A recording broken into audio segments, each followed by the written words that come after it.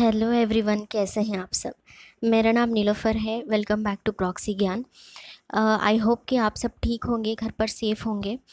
तो मैंने जैसे अपने पिछले लेक्चर्स में कहा था कि हम लोग एग्रीकल्चर और रूरल डेवलपमेंट का जो भी NABARD assistant manager grade A का एग्ज़ाम होगा सितंबर में, उसका सारा पोर्शन हम लोग हमारी सीरीज़ में कंप्लीट करेंगे। तो जैसे मैंने कहा वैसे ही आज उसका पार्ट 11 होने वाला है। पार्ट 10 के वीडियोस हो चुके हैं दोस्तों, प्लीज़ उन वीडियोस को ज़रूर देखिएगा। आज का टॉपिक बहुत ही इंटरेस्टिंग होने वाला है, तो इस लेक्चर में मेरे साथ लास्ट तक आप लोग बने रहिए। तो लेक्चर स्टार्ट करने से पहले एक इम्पॉर्टेंट इन्फॉर्मेशन आप सबके लिए। हमारे चैनल प्रॉक्सी ज्ञान ने एक इनिशिएटिव स्टार्ट किया है कि हम लोगों ने 1-on-1 काउंसलिंग रखी है। जैसे आपको कोई भी एग्ज़ाम में क्वायरीज हो या फिर कन्फ्यूजन हो, उस रिलेटेड आप लोग 1-on-1 काउंसलिंग ले सकते हैं।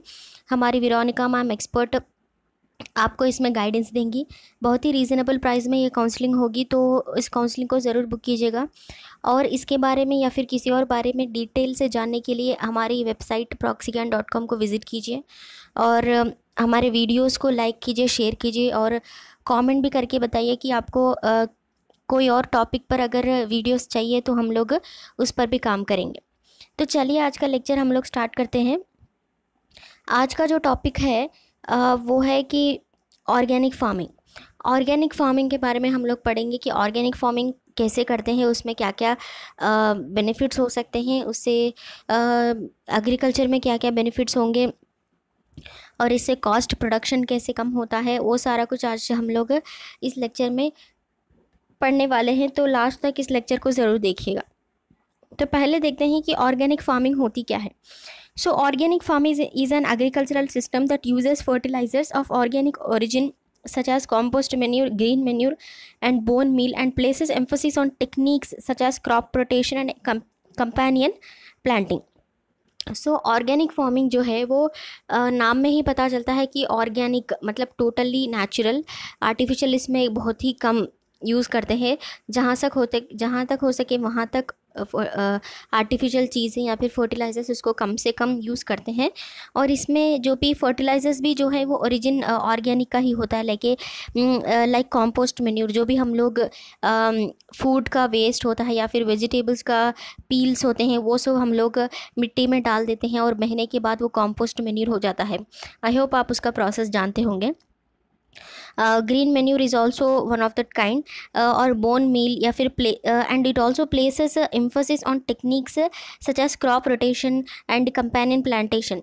और ये टेक्नोलॉजी पर ज़्यादा ध्यान नहीं देते हैं और क्रॉप रोटेशन जैसे होता है, कंपेनियन प्लांटिंग होती है, इन पर ज़्यादा ध्यान देते हैं। तो ऑर्गेनिक फार्मिंग का मतलब है ये है कि ये लोग प्योरली नेचुरली इसको करते हैं ताकि इसमें नेचुरल जो भी न्यूट्रिएंट्स हैं वो आ जाएं और कोई भी हार्मफुल केमिकल्स जो है वो इसमें यूज़ ना हो।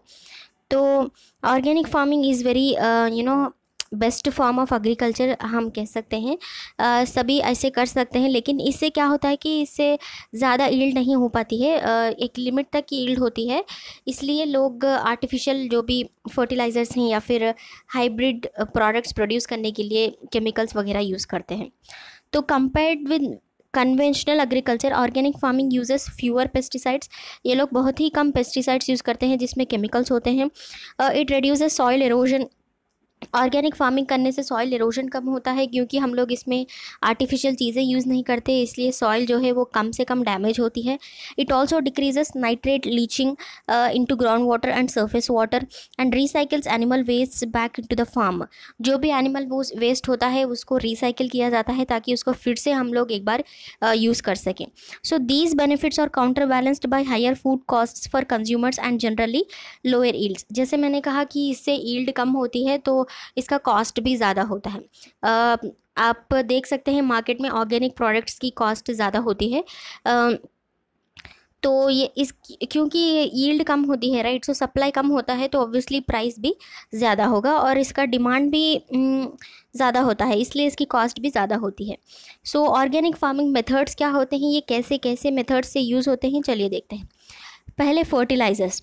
So organic matter can be applied through the application of manure, compost, and animal byproducts such as feather meal or blood meal. Due to the potential for harboring human pathogens, the USDA National Organic Standards mandate that raw manure must be applied no later than 90 or 120 days before harvest, depending on whether the harvested part of the crop is in contact with the ground.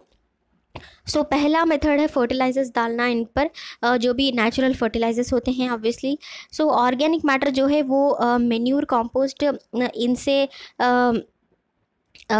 इनका ये होता है, और animal by products जो भी हम लोग manure, compost या फिर रिसाइकिल करते हैं उनको हम लोग ऑर्गेनिक मैटर कहते हैं.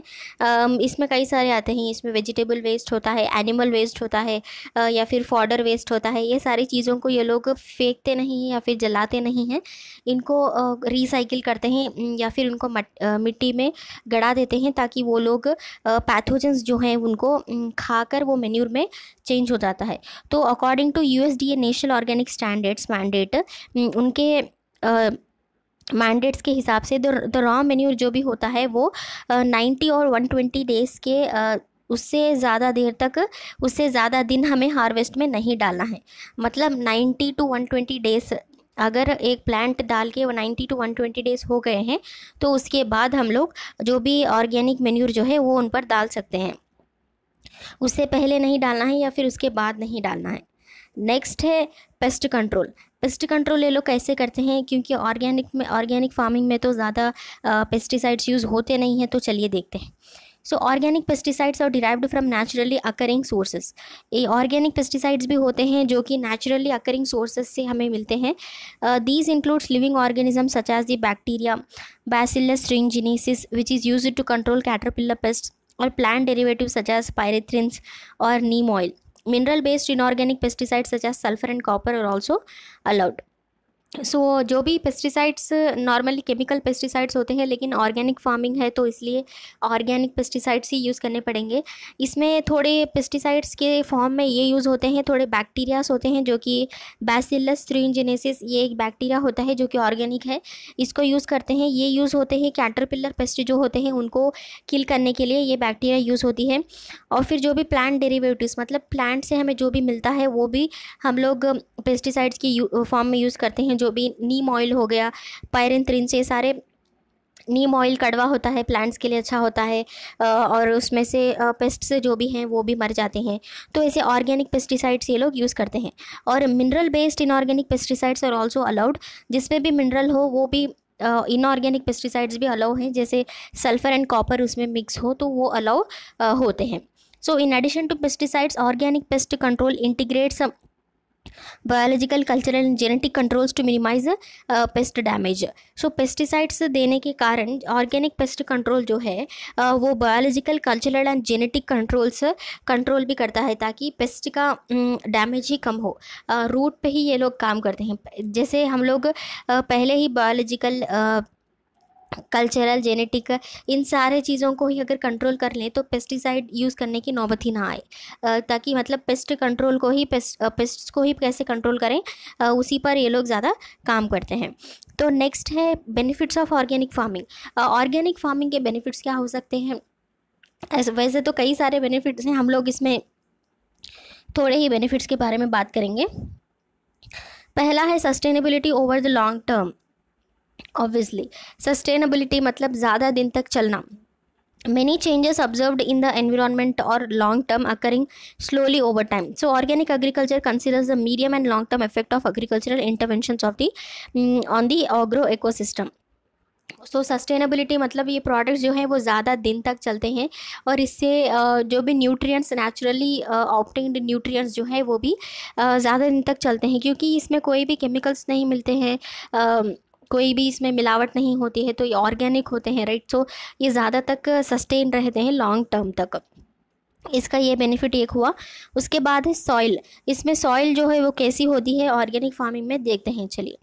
Soil building practices such as crop rotation, intercropping, symbiotic associations, cover crops, organic fertilizers and minimum tillage are central to organic practices. So these encourages soil, fauna and flora, improving soil formation and structure and creating more stable systems.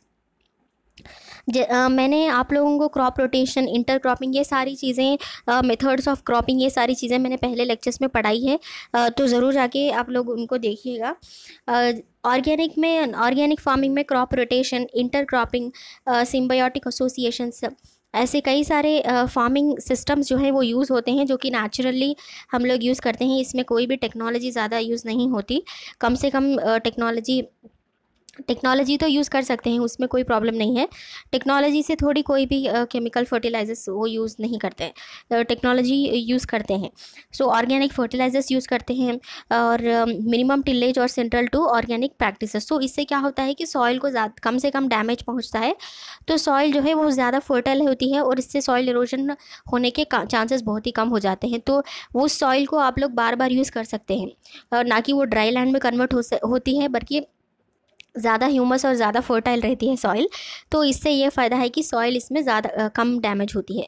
तो next water देखते हैं। In many agricultural areas pollution of ground water courses with synthetic fertilisers and pesticides is a major problem. So इससे कई सारे agricultural areas पे जो है वो ग्राउंड वाटर की प्रॉब्लम होती है, जो कि ग्राउंड वाटर मतलब जो भी ग्राउंड वाटर होता है वो पोल्यूट हो आता है, किससे?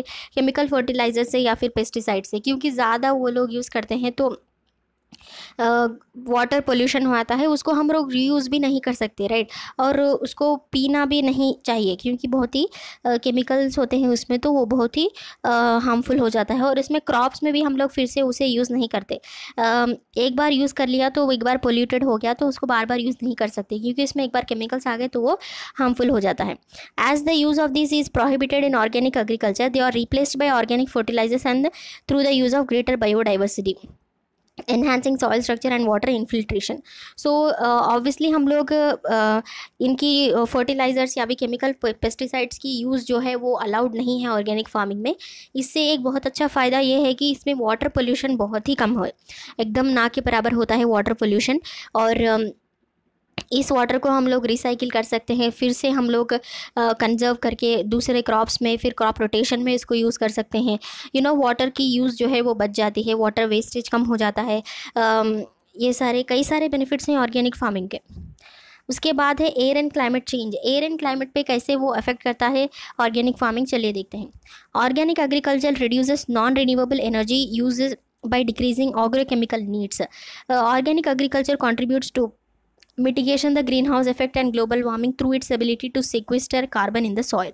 So organic agriculture जो है क्लाइमेट पर भी बहुत ज़्यादा इफेक्ट होता है, क्योंकि ऑर्गेनिक से क्लाइमेट और एयर क्वालिटी पर कई चीज़ों पर इफेक्ट पड़ता है। सो ऑर्गेनिक एग्रीकल्चर जो है, जो भी ग्लोबल वार्मिंग हो रहा है क्लाइमेट में या फिर एयर में, उसको कम करने में मदद करता है through its ability to sequester carbon in the soil. ये कैसे करता है? जो भी कार्बन अवेलेबल होता है ज़्यादा मात्रा में एयर में, उसको सॉइल में ये ले लेता है, क्योंकि प्लांट्स को कार्बन की ज़रूरत होती है। तो ऑर्गेनिक फार्मिंग में सॉइल जो है वो ज़्यादा रेस्पिरेट कर पाती है, रूट्स जो है उसके फ्रेश होते हैं, ज़्यादा रेस्पिरेट कर पाती है। तो इससे ग्लोबल वार्मिंग भी कम होती है, ग्रीन हाउस गैसेस भी कम होते हैं। तो ऐसे ऑर्गेनिक फार्मिंग कंट्रीब्यूट करता है। तो नेक्स्ट है ecological services. The impact of organic agriculture on natural resources favours interaction with the agro ecosystem that are vital for both agricultural production and nature conservation. So organic agriculture का एक और impact है कि वो environment पर कैसे impact देता है और नेचर कंजर्वेशन में कैसे हेल्प करता है। Ecological services derived including soil forming and conditioning, soil stabilisation, waste recycling, carbon sequestration, nutrient cycling, predation, pollination and habitats, ऐसे कई सारे चीज़ों में ऑर्गेनिक फार्मिंग यूज़ होता है। बेसिक तो हम लोग इसको सॉइल एंड वाटर इन दोनों को रिसाइकिल कर सकते हैं, या फिर animal waste, soil and water recycle in the sense उनको फिर से एक बार यूज़ कर सकते हैं, एक ही बार में वो लोग पोल्यूटेड या फिर ड्राई नहीं हो जाते। और दूसरे फार्म वेस्ट है या फिर एनिमल वेस्ट है, फॉडर वेस्ट है, इन सबको हम लोग रिसाइकिल करके ऑर्गेनिक फार्मिंग में पेस्टिसाइड्स या ऑर्गेनिक फार्मिंग में मेन्यूर के जैसा हम लोग यूज़ कर सकते हैं। ओरिजिनल नेचुरली अवेलेबल फर्टिलाइजर्स और पेस्टिसाइड्स जैसे बैक्टीरियास हो गए, उनको हम लोग पेस्ट किलिंग में हम लोग उनको यूज़ कर सकते हैं। तो ऐसे सारे बेनिफिट्स मिलाकर ऑब्वियसली एनवायरनमेंट पर अच्छा इफेक्ट पड़ेगा, और ये ग्रीन हाउस गैसेस में भी इफेक्ट हमें मदद करते हैं। तो ऐसे कई सारे बेनिफिट्स हैं ऑर्गेनिक फार्मिंग पे। हम लोगों ने आज का बहुत ही कम बेनिफिट्स इनके देखे, तो हम एक क्विक रिवीजन कर लेते हैं। आज हम लोगों ने देखा कि ऑर्गेनिक फार्मिंग होती क्या है, ऑर्गेनिक फार्मिंग में क्या क्या चीज़ें होती हैं, जैसे फर्टिलाइज़र्स हो गए, पेस्टिसाइड्स हो गए, ऑर्गेनिक मैटर में क्या क्या यूज़ होता है, और इसके बेनिफिट्स देखे हम लोगों ने कि कैसे इसके प्रोडक्ट जो है वो सस्टेन करते हैं ज़्यादा देर तक, ज़्यादा समय तक, इसके इकोलॉजिकल बेनिफिट्स क्या है, और इससे ग्लोबल वार्मिंग पे कैसे इफेक्ट पड़ता है, और इससे सॉइल जो है वो ज़्यादा ह्यूमस और फर्टाइल कैसे रहती है ज़्यादा समय तक, सॉइल इरोजन ये कैसे प्रिवेंट करता है, वाटर कैसे हम लोग इससे पोल्यूशन होने से बचा सकते हैं। तो कई सारी एस्पेक्ट्स हम लोगों ने आज के लेक्चर में देखे। तो अगर आपको समझ नहीं आया तो फिर से एक बार इस वीडियो को देखिए, आई होप कि आपको ज़रूर समझ में आएगा। नेक्स्ट लेक्चर में एक इंटरेस्टिंग टॉपिक के साथ फिर से मिलती हूँ, तब तक के लिए बाय बाय, टेक केयर।